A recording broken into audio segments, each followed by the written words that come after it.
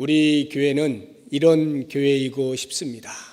우리 교회는 참 좋은 교회이고 싶습니다 라고 하는 것으로 계속 말씀을 드리고 있는데, 하나님의 말씀을 사모하는 성도들로 가득한 교회, 그 성도들이 서로를 바라보면서 위로하고 격려하고 세워주는 교제가 풍성한 교회, 이런 교회가 우리 교회이기를 바라고 이런 교회가 좋은 교회인 것을 믿습니다. 이제 오늘 그 세 번째 시간으로 우리 교회는 기도에 힘쓰는 성도들로 가득한 교회이기를 원합니다. 기도에 힘쓰는 교회가 좋은 교회입니다 라고 하는 것으로 같이 한번 말씀을 통하여 생각을 해보도록 하겠습니다. 우리가 읽은 사도행전 2장 42절 뒷부분을 보시면 오로지 기도하는 일에 힘쓰니라, 오로지 기도하기를 힘썼다라고 말씀하고 있습니다. 초대교회 성도들은 기도하는 일에 전심을 다하였습니다. 기도에 힘쓰지 않는 교회는 좋은 교회가 아닙니다. 기도하는 소리가 미약한 교회는 좋은 교회가 아닙니다. 왜냐하면 기도의 소리가 없는 곳에 불평의 소리들이 그 자리를 대신하기 때문입니다. 원망과 비난과 시기와 냉소와 헐뜯음의 소리들이 기도 없는 그 자리를 대신하여 가득 메우기 때문입니다. 이러한 교회는 살았다 하는 이름은 가졌으나 죽은 교회와 같이 이 땅에 존재하고는 있으나 그 교회의 기능을 다하지 못한다 할 수 있습니다. 좋은 교회는 분명 기도하는 소리가 끊이지 아니하는 교회입니다. 기도의 소리가 크면 클수록 사람의 소리는 줄어들게 마련입니다. 기도하는 교회는 사람의 뜻이 아닌 하나님의 뜻을 이루고자 하는 열망으로 가득한 것입니다. 그래서 좋은 교회를 알 수 있는 척도 가운데 하나가 바로 이 기도하는 것입니다. 그렇다고 하면 우리가 성도로서 왜 기도에 힘을 써야 하는가, 기도에 힘써야 하는 이유들을 살펴보도록 하겠습니다. 많은 이유가 있겠습니다만 오늘은 세 가지 정도로 여러분들께 말씀을 드리도록 하겠습니다. 이 말씀을 통해서 나 개인의 기도 생활은 물론이고 우리 교회 공동체로서의 기도 생활에도 큰 도전을 받는 복된 시간이 되기를 바랍니다. 먼저 기도라고 하는 것은 하나님을 만나는 통로이기 때문에 우리가 당연히 성도로서 힘써야 하는 것입니다. 히브리서 10장 19절 이하에 이렇게 기록되어 있습니다. 그러므로 형제들아, 우리가 예수의 피를 힘입어 성소에 들어갈 담력을 얻었나니 그 길은 우리를 위하여 휘장 가운데로 열어놓으신 새로운 살 길이요 휘장은 곧 그의 육체니라. 과거 이스라엘 백성들은 광야 40년 생활뿐만 아니라 가나안 땅에 입성한 이후에도 예수 그리스도가 오시기까지의 수천 년 동안에 하나님께서 그들에게 명령하셔서 제정해 놓으신 제사의식을 준행하며 살아야 했습니다. 성소에 들어가는 것은 제사장들의 몫이었고 지성소에 들어가는 것은 대제사장이 1년에 한 차례 7월 10일 대속죄일에만 들어갈 수 있었습니다. 그 지성소 안에는 하나님의 임재를 상징하는 법궤가 있었는데 그 법궤에서 하나님을 만나 백성들의 죄를 고하고 하나님께서는 은혜를 베푸사 그 백성들의 죄를 사하시는 것이었습니다. 이러한 일시적이고 제한적인 예식이 예수 그리스도의 십자가 사건을 통하여 사라지게 되었습니다. 우리를 위하여 흘리신 그리스도의 고귀한 피가 성소와 지성소 사이를 막고 있던 휘장을 위에서 아래로 찢어내리고 우리로 하여금 직접 지성소에 들어갈 수 있도록 한 것입니다. 모든 성도들이 하나님을 만날 수 있는 통로를 만들어 주셨는데 그것이 바로 기도입니다. 그러므로 가톨릭에서 칠성례를 지키면서 그 가운데 하나인 고해성사를 지금도 지키고 있는 것은 그리스도께서 십자가에 달려 돌아가신 그 능력이, 그 행위가 어떠한 것임을 정확히 알지 못한 신학적 오류에서 나온 행위라 할 수 있습니다. 하나님과 성도 사이에 그리스도의 피로 말미암아 더 이상 그 어떤 중재자도 필요하지 않게 된 것입니다.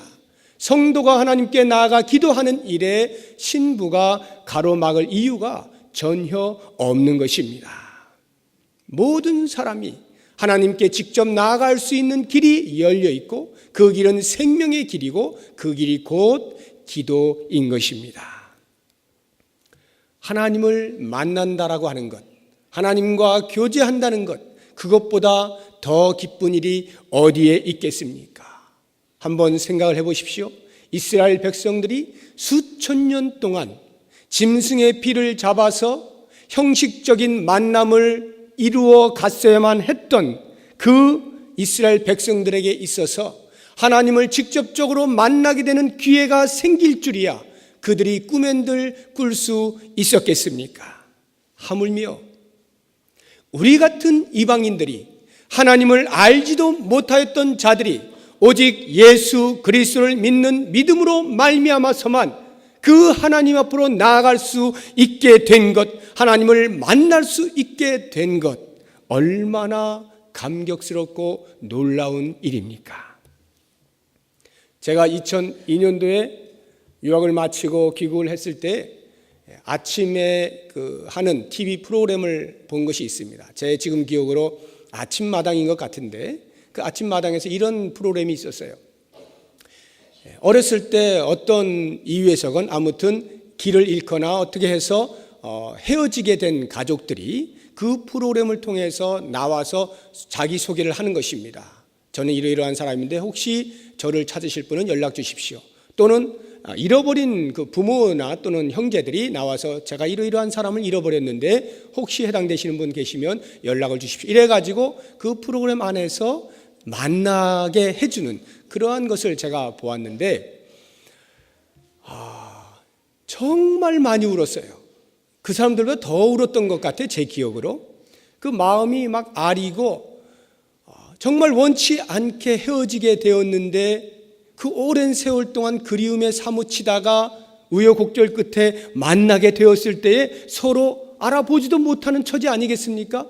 그럼에도 불구하고 그 형제다 자매다 부모다 자녀다라고 하는 그 한 가지 사실 때문에 부둥켜 안고 우는데 그리움과 억울함과 서름과 원망과 이런 모든 것들이 합쳐져서 울기 시작하는데요. 보고 있던 제가 그 사람들보다 더 많이 우는 거예요. 너무나 가슴이 막 이렇게 아려왔습니다. 인간과 인간이 만남에 있어서도 이와 같이 마음에 말할 수 없는 그리움이 있고 그 그리움으로 인하여서 북받쳐 오르는 눈물이 있고 감격이 있고 희열이 있고 감사가 있는데 하물며 하나님의 형상으로 지음받은 인간이 하나님을 떠나 오랜 세월 동안 홀로 지내다가 그 하나님을 다시 만나게 되는 장면을 생각해 볼 때 그 장면보다 더 아름답고 더 고귀한 장면이 어디 있겠습니까? 그 만남보다 더 필요한 만남이 어디 있겠고 그 만남보다 더 귀한 만남이 어디에 있겠습니까? 예수 그리스도로 말미암아서 가능하게 된 이 만남이 단 한 번으로 끝나는 것이 아니라 계속하여 지속될 수 있는데 그 통로가 바로 기도라고 하는 것입니다. 우리의 기도하는 행위를 통하여 하나님과의 만남은 지속적으로 가능하게 된 것입니다. 그러므로 우리의 이와 같은 하나님을 만나는 기도의 행위를 가장 싫어할 사람이 누구겠습니까? 사단이죠. 왜냐하면 사단이 최초 인간들이 하나님 앞에 살아갈 때에 그 하나님과 인간의 만남을 갈라놓기 위하여 얼마나 애를 썼습니까? 말을 들을 듯 듣지 아니하는 것 같으면서 계속해서 애를 먹이고 있는 그 하와에게 꼬드기고 또 꼬드겨서 결국에는 넘어가게 만들어서 죄를 짓게 하고 하나님으로부터 떨어지게 만드는 데 성공한 이 사단이 어느 날 갑자기 보니까 예수 그리스도를 통하여서 인간들이 다시 하나님을 만나게 되는 놀라운 일들이 벌어지게 된 것입니다. 그 사실을 보면서 배가 아파 견딜 수가 없는 거예요. 그렇다고 해서 사단이 그리스도의 십자가에서 행하신 그 일을 거꾸로 되돌려 놓을 수는 없는 것 아닙니까? 그러니까 사단이 할 수 있는 일을 찾았는데 그것이 무엇이냐? 인간들이 하나님 앞에 나아가 만날 수 있는 그 기도의 자리를 방해를 하는 것입니다. 어떻게 해서든 인간들이 하나님 앞에 나아가 기도하지 못하도록 애를 쓰는 거예요. 그래서 여러 가지 방편으로 기도의 자리를 방해하는데 때로는 우리들의 알량한 양심에 대고 유혹을 합니다. 야, 너는 양심도 없냐? 이 뻔뻔한 인간아, 그렇게 죄를 짓고도 어떻게 또 하나님 앞에 나가서 기도한다라고 하느냐? 너는 그럴 수 없는 존재야. 계속 우리의 양심에다가 소리를 칩니다. 또는 합리적인 생각으로 우리를 유혹하기도 해요. 야, 네 형편을 봐라. 지금 네가 기도할 때냐? 당장 너희 식구들이 지금 밥도 못 먹고 있는데 열심히 돈을 벌어서 애를 써야지 언제 기도하고 있느냐? 하나님께서도 너의 그 바쁜 것을 다 아시고 이해하실 거야. 굳이 기도하지 않아도 돼. 그냥 속으로만 생각해도 되지 않니? 이러한 말을 하기도 할 것입니다. 때로는 정면으로 우리의 신앙에 도전적인 말을 할 수도 있습니다. 야, 언제 네가 기도한다고 해서 하나님이 들어주시는 거 봤냐? 기도한다고 뭐 달라진 거 있냐? 네가 기도했다고 해서 네 손에 빵이 들려진 적 있느냐? 어차피 하늘은 돕는 자를 도울 뿐이다. 스스로 돕는 자를 도울 뿐이다. 이런 식으로 권면을 하고 유혹을 하기도 하는 것이에요. 어떠한 형태가 되었든지 우리 인간들이 하나님께 나아가는 그 길을 방해하고자 애를 쓴다는 말이에요. 그런데 만약 그때에 우리가 그 사단의 소리를 차단하고 무시하고 기도의 자리에 계속 나아가 우리 하나님과 아름다운 만남의 시간을 갖는다라고 한다면 사단의 그 모든 괴계가 일순간에 무용한 것이 되어버리는 것입니다. 그렇습니다. 사단은 기도하는 사람, 기도하는 교회를 가장 싫어하고 가장 무서워하고 가장 두려워하는 거예요. 하나님과의 만남에서 인간이 가장 인간다울 수 있고 교회가 가장 교회다울 수 있기 때문에 사단은 어찌하든지 그것을 막고자 하는 것입니다. 그러므로 우리가 그 기도의 자리를 지킨다는 것은 거꾸로 이야기하면 사단의 세력을 무력화하는 것이다 라고 하는 것입니다. 그러므로 단언하건대 기도하지 않는 사람은 성도라 할 수 없습니다. 기도하지 않는 교회는 교회라 할 수 없습니다. 예배 때마다 기도를 하고 모일 때마다 우리가 기도를 하는 것은 곧 이 교회가 삼위 하나님의 교회입니다 라고 하는 사실을 고백하는 행위인 것입니다. 우리 교회는 매일 새벽마다 기도를 합니다. 많은 사람들이 나오지는 않습니다. 그래서 그런 면으로 더 많은 분들이 나오시기를 원하지만 그래도 기도하는 분들이 이 새벽을 날마다 지키고 있는 것에 너무나 감사한 마음이 있습니다. 매주 화요일마다 중보 기도회가 모여서 기도를 합니다. 매주 금요일 저녁마다 성도들이 함께 모여서 이 나라 이 민족을 위하여 기도합니다. 위정자들을 위하여 기도합니다. 경제의 난국을 위하여 기도합니다. 온 세계의 선교화를 위하여 기도합니다. 이 교회를 위하여 기도합니다. 우리의 무너진 가정들을 회복하기 위하여 기도합니다. 나의 무너진 영성을 회복하기 위하여 기도합니다. 이러한 기도들이 있는 것이 얼마나 감사한지 모릅니다. 공동체가 모여서 기도할 때에 비로소 이 교회는 하나님 만나는 사람들의 공동체로구나 하는 것을 자증하게 되는 것입니다. 하나님과의 사귐이 있는 교회요, 그 사귐을 가장 중요하게 여기는 교회인 것을 만방에 알리는 것이 우리 공동체가 함께 모여 기도하는 시간인 것입니다. 그러므로 이러한 기도의 시간을 우리들이 얼마나 소중히 여기고 나오느냐라고 하는 것도 중요하지만 우리가 기도하러 나올 때 우리의 산더미같이 쌓여있는 문제의 보따리를 안고 나와 하나씩 하나씩 푸는 것만으로 기도의 시간을 생각해서는 안 됩니다. 무엇보다 먼저 이 기도하는 자리 자체가 가장 사랑스러운 자리요, 가장 흥분되는 자리, 우리 하나님을 만나는 자리인 것을 꼭 인식하시고 영광스러운 기도의 시간들을 잘 지키실 수 있는 우리 성도님들 되시기를 주의 이름으로 축원합니다. 두 번째로 우리 성도들이 기도에 힘써야 하는 이유는 기도를 통해서 인간은 비로소 하나님이 어떠한 분이신가라고 하는 것을 알아갈 수 있기 때문입니다. 하나님이 어떠한 분이신가, 하나님이 어떠한 성품을 가지신 분이신가 라고 하는 것은 이 성경 말씀에 자세히 나와 있습니다. 하나님은 사랑이시다, 하나님은 공의로우시다, 하나님은 자비와 긍휼과 인자가 풍부하신 분이시다, 하나님은 오래 참으시는 분이시다, 하나님은 불변하시는 분이시다, 하나님은 영원하신 분이시다, 우리 하나님은 어느 곳에나 계시는 분이시다 라고 하는 하나님의 성품들에 대하여 성경은 곳곳에서 우리에게 알려주고 있습니다. 이렇게 말씀을 통하여 깨닫게 된 하나님의 그 성품들은 우리의 기도하는 시간을 통하여 가슴으로 담게 되는 것입니다. 다시 말해서 기도하는 시간들을 통하여 비로소 우리는 하나님의 성품이 우리의 가슴 속에 충만하게 담기게 된다라고 하는 것입니다. 하나님을 알아가는 것, 하나님이 어떠한 분이신가를 알아가는 것이 왜 우리들에게 그렇게 중요합니까? 두 가지 이유가 있는데 그 첫 번째 이유는 우리로 하여금 하나님을 알면 알수록 겸손케 만들어주기 때문에 그렇습니다.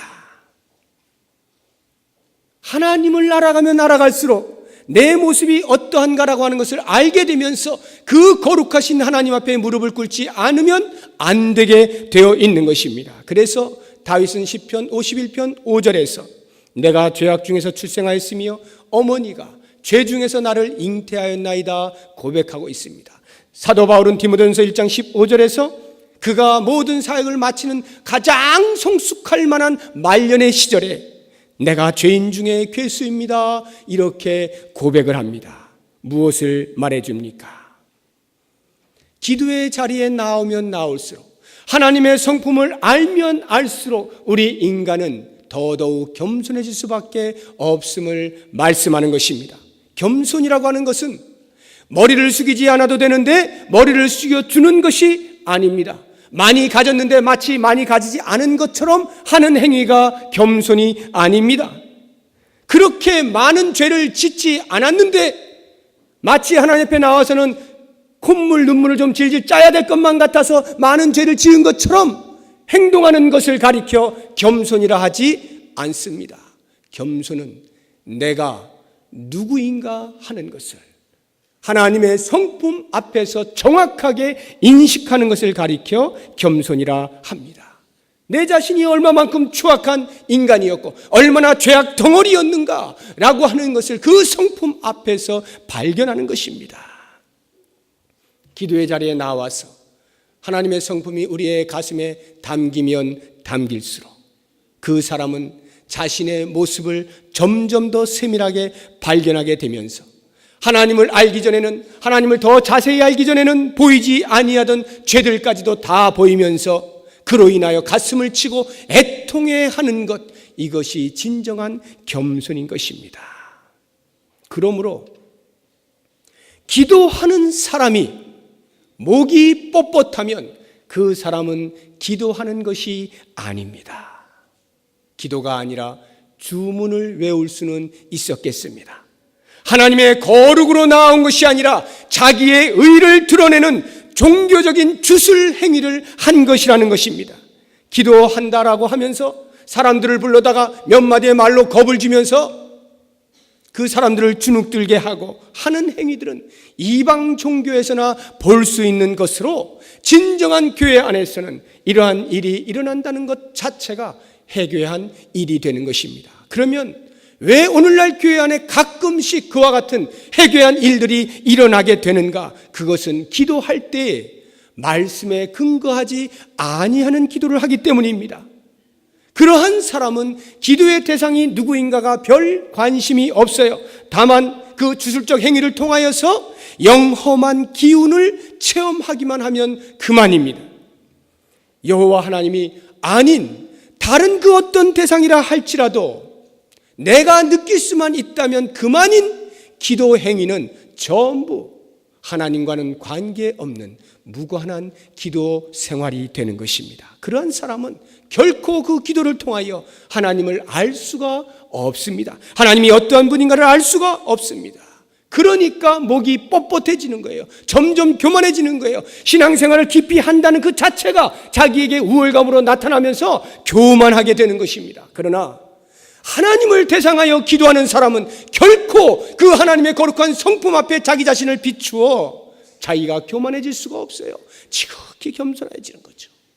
그러므로 기도하는 사람일수록, 기도를 많이 하면 많이 할수록 그 사람의 언행은 지극히 겸손해지는 것을 볼 수가 있습니다. 기도하는 사람이 입으로 다른 사람을 책망하고 질책하고 가슴을 찢어내는 소리들을 한다면 그 사람은 기도하는 사람이 아닙니다. 여러분 명심하셔야 됩니다. 내 입으로 다른 사람들을 계속해서 헐뜯고 그 믿음 없음에 대하여서 욕하는 사람은 기도하는 사람이 아니에요. 기도하는 사람은 지극히 겸손해지는 것입니다. 하나님을 만나버렸기 때문에, 하나님의 거룩 앞에 자기 자신을 보았기 때문에 그 사람은 겸손할 수밖에 없어요. 이러한 사람들이 모여 있을 때 그 교회가 좋은 교회가 되는 것입니다. 누가복음 18장에 보면 바리새인과 세리의 비유를 들면서 예수님께서 바리새인을 책망하시지 않습니까? 그 당시에 많은 사람들에게 존경을 받던 그 종교 지도자 바리새인의 기도를 왜 예수님이 책망하십니까?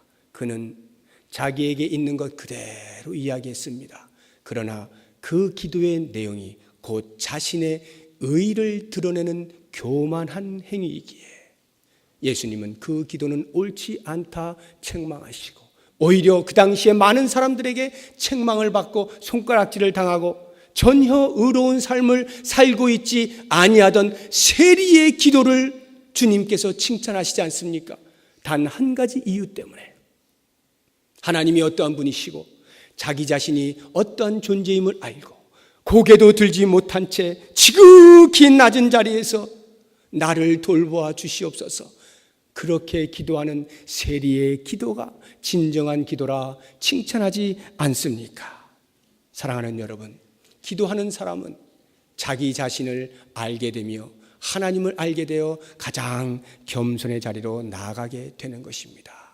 또 한 가지 하나님을 알아가는 것이 중요한 이유는 이러한 겸손뿐만 아니라 드디어는 하나님의 그 성품을 그대로 닮아가게 되어 있기 때문에 매우 중요한 것입니다.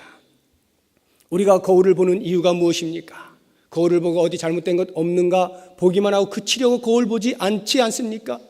반드시 잘못된 것이 보이면 고치려고 거울을 보는 것이잖아요. 말씀에 근거하여 우리의 이성이 하나님을 만나고 기도하는 시간을 통하여 그 우리의 감정이 하나님을 경험했다라고 한다면 이제 우리는 하나님을 아는 만큼 우리 자신을 고치고 그 하나님의 성품을 좇아 살아가는 삶이어야 하는 것이죠. 그렇기 때문에 좋은 교회는 단순히 하나님의 말씀을 바르게 선포하고 가르치는 교회일 뿐만 아니라 그 가르침을 좇아 기도하는 자리에 나올 수 있도록 하는 교회가 좋은 교회예요. 온 성도들이 무릎을 꿇고 거룩하신 하나님 앞에 기도하는 사람들로 가득한 교회가 좋은 교회입니다. 늘 교회의 교회됨을 돌보면서 자칫 하나님이 원치 아니하는, 하나님을 닮지 아니하는 그런 모습으로 가지는 않는지 돌아보는 것입니다.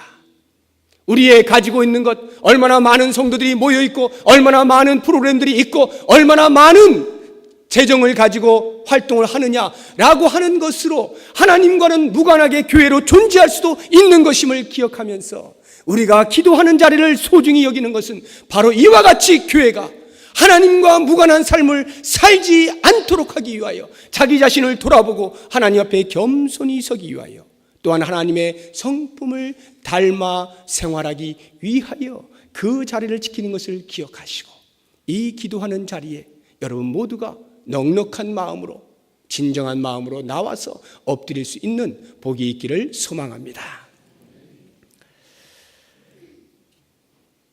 이와 같은 겸손이 하나님께 대하여 겸손한 것뿐만 아니라 또 내 옆에 있는 형제 자매에게 대하여만 겸손한 것이 아니라 이제는 한 걸음 더 나아가 또 한 번 겸손해야 할 대상이 있는데 그것은 바로 우리가 속해 있는 이 세상입니다. 이 세상에 대하여도 교회는 겸손히 섬겨야 합니다. 우리가 가지고 있는 힘으로 이 세상을 대적하면서 세상과는 다른 삶을, 다른 세상을 구축해서는 안 되는 것입니다. 우리의 교회가 가지고 있는 힘으로 세상을 지배하고 누르고 권세 잡은 자처럼 행동하는 한에 있어서 그 힘은 모두 다 빼야 합니다. 버려야 합니다. 그런 힘이라면 어쩌면 교회는 가장 힘없는 단체로 사는 것이 정확하게 맞을 것입니다.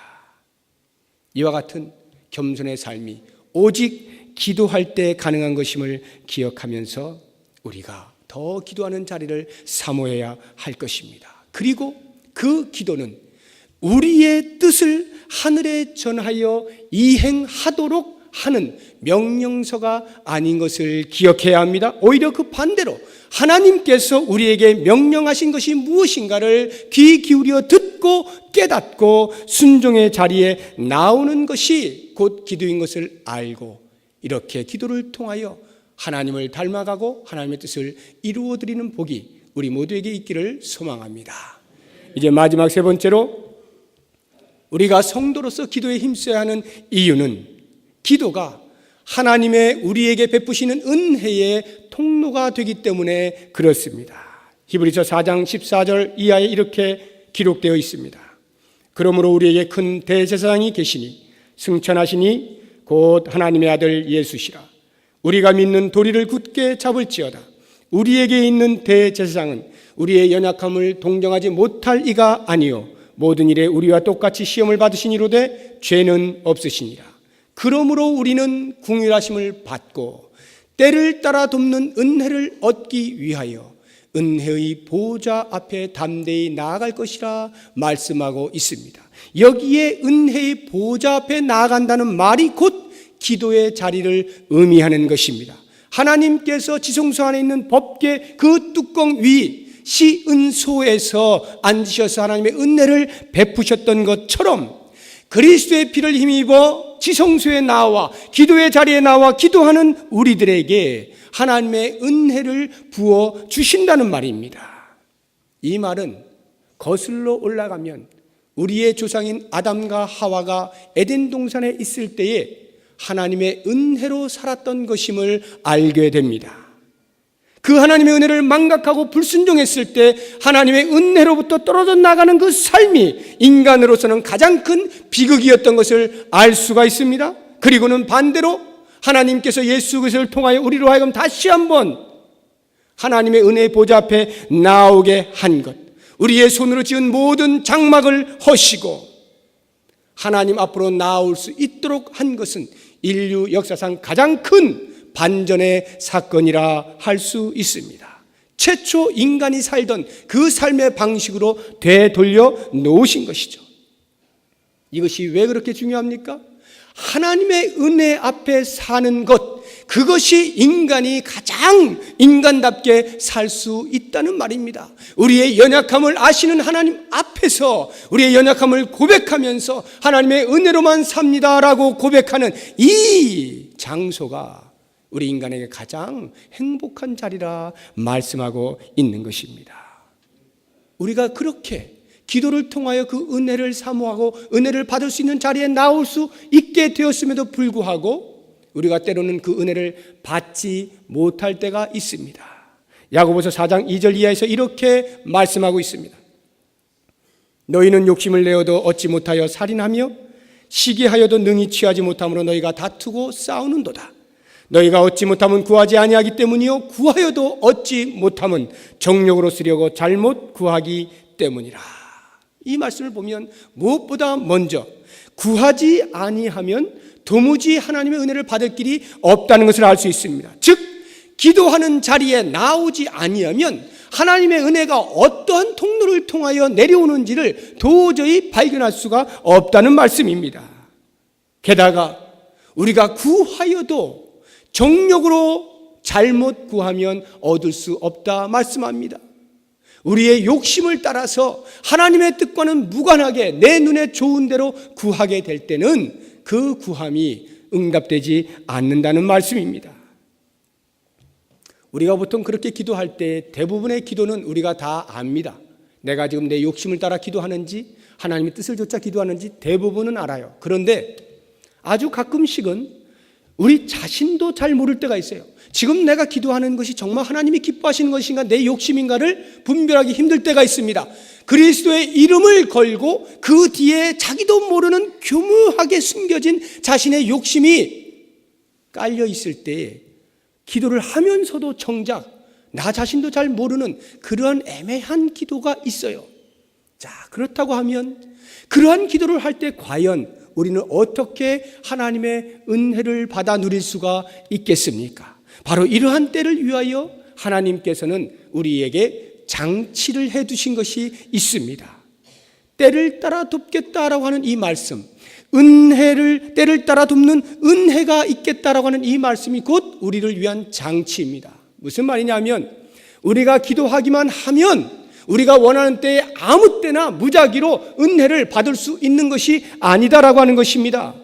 왜냐하면 그 때를 따라 돕는 은혜의 때가 내가 원하는 때가 아니요 하나님께서 나를 보시고 가장 요때다라고 생각되는 하나님의 때이기 때문에 하나님께서 우리의 기도를 들으시고도 우리에게 가장 좋은 때에 하나님이 결정하여 응답을 하신다는 말씀이에요. 그러므로 우리는 기도란 하늘 창구를 여는 믿는 자의 열쇠다라고 하는 말을 많이 듣지 않습니까? 이 말이 얼마나 오해되기 쉬운 말인지를 아셔야 됩니다. 마치 우리가 필요한 모든 것을 가득 담고 있는 하늘 창구에서 우리가 기도할 때마다 언제든지 꺼내어 쓸 수 있는 것으로 기도를 설명하고 있기 때문에 자칫하면 오해가 된다는 말입니다. 우리의 기도가 하늘에 상달되는 것은 금방 될 수 있을런지 모르겠어요. 혹 그러나 하나님께서 우리의 기도를 들으시고 우리에게로 응답하시는 시간은 우리와 동일하게 빨리 내려오지 않습니다. 때로는요 아주 늦게 올 때도 있고요, 때로는요 전혀 내가 예상하지 못했던 다른 방법으로 응답을 하실 때도 있고요, 때로는 전혀 원치 아니하는 안 돼라고 하는 거절의 응답을 하실 수도 있습니다. 이것이 하나님의 기도의 응답의 방법이에요. 이것이 바로 때를 따라 돕는 은혜다라고 하는 것입니다. 무슨 말입니까? 우리보다 나보다 나를 더 잘 아시는 하나님께서 내가 혹 내 욕심을 따라 간구할 때조차라도 나도 모르는 사이에 그렇게 기도했다 할지라도 그 기도를 바로 응답해 주시는 것이 아니라 하나님께서 들으시고 나에게 적합하지 않다라고 생각하면 그 기도를 막으시고 그 응답을 지연하시고 그 응답을 다른 것으로 바꾸어서 우리에게 좋은 것으로 주시는 분이시다라고 하는 거예요. 이 하나님을 우리가 잊지 아니하고 부여잡을 수만 있다면 언제든지 우리는 기도하는 일에 힘쓸 수가 있는 것입니다. 그러므로 얼마간의 기도를 했다 하여서 그런데도 응답이 없는 것으로 인하여 너무 빨리 답답해 하지 마시기 바랍니다. 에이, 하나님이 안 들으시는 거야 하고는 우리의 눈과 귀를 막아버리지 마십시오. 하나님은 어떠한 모습으로 우리에게 응답을 하실지 모르기 때문에 우리가 정신을 바짝 차리고 기도할 때마다 하나님께서 가장 좋은 것으로 주시는 그 신실하신 하나님 부여잡고 어떻게 응답하시는가를 잘 살펴야 하는 것입니다. 확신을 가지고 끝까지 기도하시기 바랍니다. 때를 따라 돕는 은혜를 얻기 위하여 은혜의 보좌 앞에 나온다라고 할 때 그 은혜의 보좌를 한번 생각해 보십시오. 이것이 얼마나 은혜가 되는 말인지 몰라요. 은혜의 보좌, 하나님께서 은혜의 보좌에 앉아 계신다는 거예요. 그런데 그 하나님은 언제까지나 끝까지 은혜의 보좌에 앉아 계시지 않습니다. 언젠가는 심판의 보좌에 앉으실 날이 옵니다. 우리 하나님이 심판의 보좌에 앉으시게 되면 그때는 더 이상 우리가 하나님의 은혜를 구하여도 은혜를 베푸시지 않습니다. 하나님께서 우리에게 은혜를 베푸시는 때는 오직 지금입니다. 하나님의 은혜의 보좌 앞에 나오는 것은 하나님께서 은혜의 보좌에 앉아 계실 바로 지금 이때뿐이라는 것을 꼭 기억하십시오. 그러므로 하나님께서 들으실 때에 우리는 기도해야 합니다. 마지막 때가 되어서 하나님 제 기도를 들어주세요 해봐야 하나님이 심판의 보좌 앞에 앉아 계시면 더 이상 은혜를 베풀지 아니하시는 것입니다. 그래서 사도 바울은 고린도서 6장 2절에서 이르시되 내가 은혜 베풀 때에 너에게 듣고 구원의 날에 너를 도왔다 하셨으니 보라 지금은 은혜 받을 만한 때요 보라 지금은 구원의 날이로다. 바로 지금이 그 은혜를 받을 때임을 기억하시고 은혜의 보좌 앞에 담대히 나아가 날마다 기도하면서 그 은혜로 충만한 삶을 사실 수 있는 우리 모든 성도님들 되시기를 주의 이름으로 축원합니다. 기도하겠습니다. 우리들의 하나님 아버지, 우리가 기도할 때에 우리도 모르는 사이에 우리의 욕심을 채우고자 하는 마음으로 아뢰지는 아니하는지 다시 한번 살펴 무엇보다 먼저 하나님을 만나는 은혜가 있고 하나님의 성품을 알아가는 은혜가 있고 하나님의 베푸시는 은혜를 체험하는 은혜가 있는 것을 알아 그 기도의 자리에 날마다 나아가 신실하게 지켜나가는 복된 삶을 살게 하여 주시옵소서. 예수 그리스도의 이름으로 기도드립니다. 아멘.